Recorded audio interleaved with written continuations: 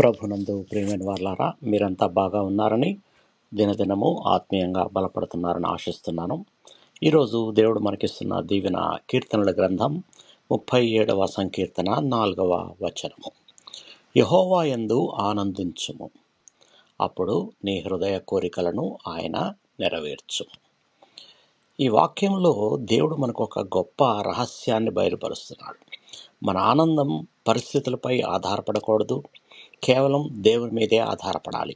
సమస్యలు, కష్టాలు, ఆలస్యం ఉన్నప్పటికీ యెహోవా యందు ఆనందించగలిగితే మన హృదయాన్ని ఆయనకు అనుగుణంగా మార్చుతాడు. అప్పుడు మన కోరికలు కూడా దేవుని చిత్తానికి సరిపోయే కోరికలుగా మారతాయి.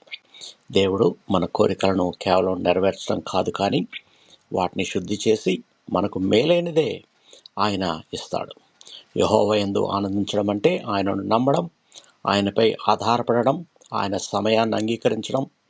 అప్పుడు మన జీవితంలో శాంతి, సమాధానంతో నిండుతుంది. ప్రార్థన. ప్రేమగల మా ప్రియ పరలోకపు తండ్రి, ఈరోజు నీ వాక్యానికి మేము కృతజ్ఞతాస్తుతులు చెల్లిస్తున్నాం ప్రభువా. మా ఆనందాన్ని పరిస్థితుల్లో కాకుండా మీ అందే ఉంచుకోవాలని మాకు నేర్పించండి.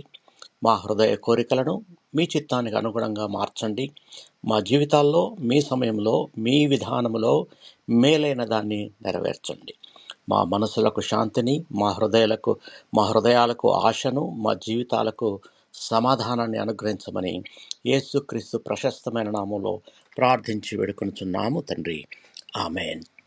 మీకు ఎవరికన్నా ప్రార్థన అవసరత ఉంటే నాకు మీరు మెసేజ్ చేయగలరు. నేను మీ గురించి ప్రార్థిస్తాను. దేవుడు మిమ్మల్ని బహుగా దీవించి భద్రపరచునుగాక. ఆమేన్.